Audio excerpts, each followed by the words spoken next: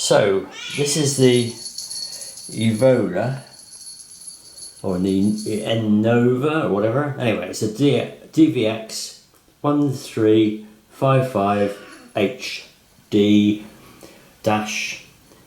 SP MX. This is the front panel. It's switched off at the moment. This is the back panel.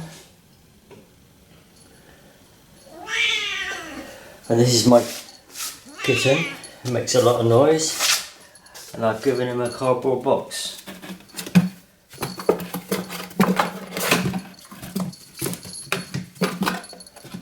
So anyway, the Evola, Nova. Anyway, the 3155 HD with accompaniment by noises. Switch it on.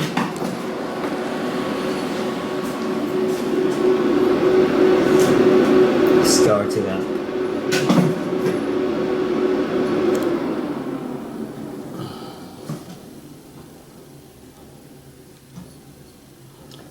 It's connected to my local network. You can tell from those lights there. It's actually going in via an RF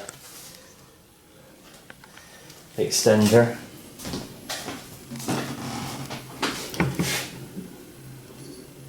And looking on the back, it's going into down there. So here, while it's doing that, you've got these 4 inputs which take a variety of inputs from composite, component, etc. And then you've got 4 HDMI inputs. So that's 4 on 4, 8. Then these are for inputs from DX link boxes, which you can get various forms. In fact, this itself has got outputs which will go into these. So you could put 2 more of these into here if you wanted to. And then the outputs on this side, there's 4 HDMI outputs, but 2 of them are linked to these outputs. I'm not sure if you can use both of these at once, I can't remember. And then the rest of it, you have got a 25 watt stereo amplifier in here, and you've also got various other inputs and outputs which you can program if you're going to be into programming with Java, I think it is, but anyway, that's or Net Link 4, but that's beyond the scope of this video. Right, so where are we? At the front. Yes, there we go. Let's see if we can get it so we can read it. Not very easy. It basically says volume of the amplifier. But if I push the status button, that's better. Right, so it gives you what the status is, the 4 video outs, and what they're actually looking at input 1 at the moment. If you now go to the down button, audio status tells you system number 1, serial number, MAC number, and this is the IP address. And this one happens to be on my system at 113. Now, if you buy one of these, oops, sorry about that. If you buy one of these and you have a fixed static IP address that's not this one, I had one which was 10, 11, 42 and something. You might have to change your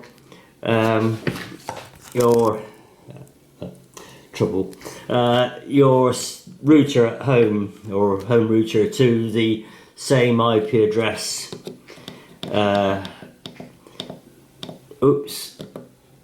Of these 3 numbers, and then go onto this is web page and reboot to factory settings, and then you can then bring it up as your own IP address, having reset your router. So that's a bit complicated. Hopefully it won't be a static address when you get yours, but if it is, it's quite easy to do if you know what you're doing, as always.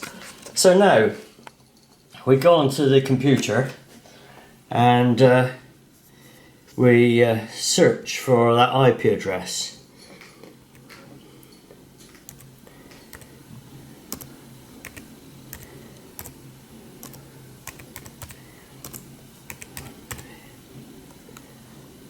And let's see what it finds.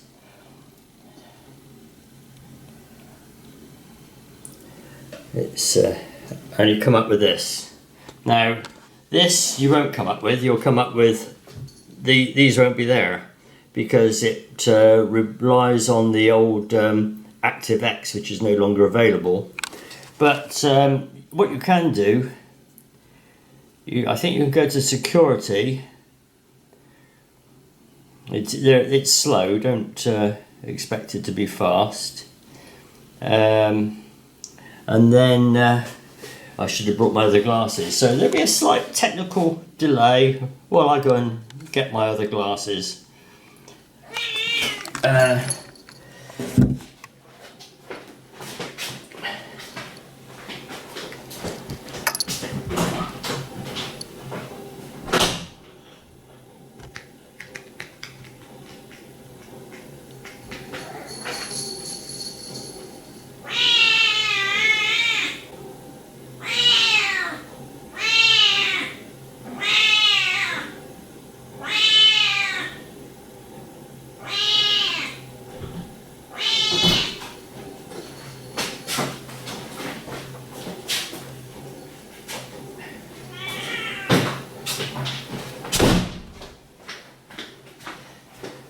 I'm not strangling the cat. Obviously, honestly, just sounds like it. Right, so I'll go back to here. I'll probably edit that bit out, even more so if I put my glasses on. Right, we're back here now. The cat's still alive. So yes, here you can go to user level. That's not what I wanted to do though. I want to let's see, it was a matter of, let's see, system level,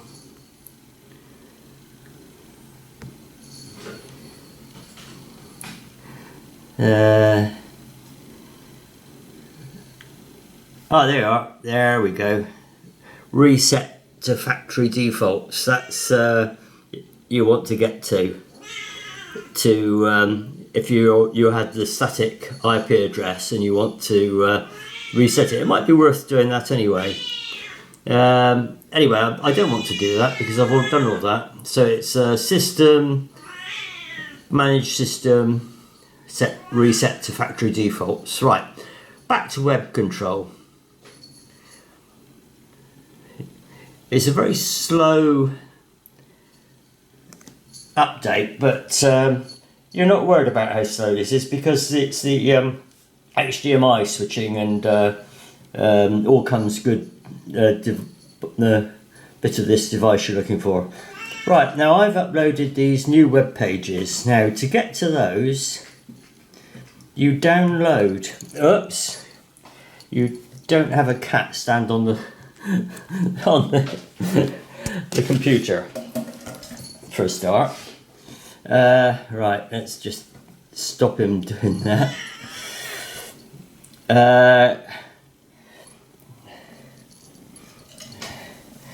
And I can tell you he's been eating a lot of food. Oops, and he's fallen off the chair, nothing to do with me. Right, I'll put a link in to download these that new DVX web pages.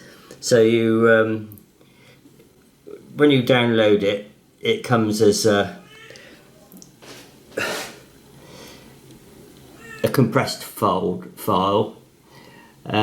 which you then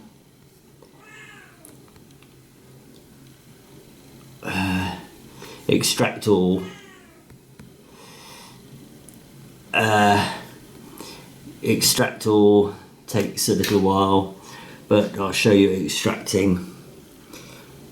These are all the ones. Now, first time I did this, it didn't extract them all. It stopped. I don't know why, but all right, there you go. It's gonna skip all these files, but basically it extracts the files, and you get this page. Now, what you want to do is click on that again, and there's all the ones you're going to do. Right, so make sure you're just one step away from those. Right, now what you do now, it says in the words, but let's get rid of this. You want to open another page, and up here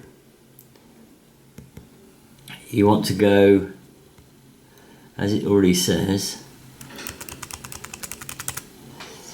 FTP colon blah blah 192. Your web setup will be different, of course, from mine, and then put that's the web address that's on here. There. I've FTP'd it, and then hit return.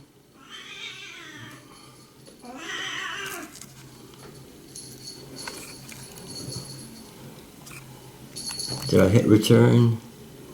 Yes. So, right, so I'm out here now. You have to download that DVX file, DVX3155HD web page file, and then you expand the file. You get the DVX uncompressed file containing, which is a folder which contains all the little programs, and you then have to FTP that folder across to the DVX3155, or if you're using the 2150 or whatever, they're all compatible, I believe. And then once you've done that, you can then go on and access that. You might have had to play around with the password, which is under security, which you can do without uploading the file. All the information is available on the web in places. You can get the full manual for the various DVX 3155s or 215s or whatever. There's loads of information out there. So, and then there's lots of other boxes. For example, all these here are various boxes associated with, sorry, not the one at the top, but these all do various things, take in video and take it elsewhere. There's even another box down here which is more complicated, which does things, different maker, but it's the same system. There it goes. Right, anyway, once you've done it, you've got these here, you click on this one, and this takes ages as well, so you can watch the cat. Oh yeah, it comes up with this. Don't ignore that. It's still waiting. Oh, and it comes up with that. Ignore that. Still waiting. So you can see it's doing his, and the cat's still looking at the device. And he's on the table, and he shouldn't be. And he's eating my glasses, and he shouldn't be. And he's going down on the floor.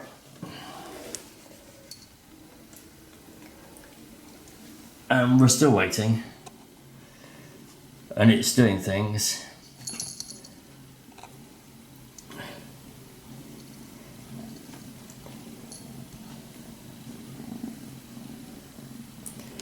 So it's transferring data. Still waiting, still waiting. And you might give up at this point, but don't, just keep waiting. And look there, and there you are. And you've now got control of this device. You can control, this is video out, so you've got 4 outputs, which you can set to various resolutions.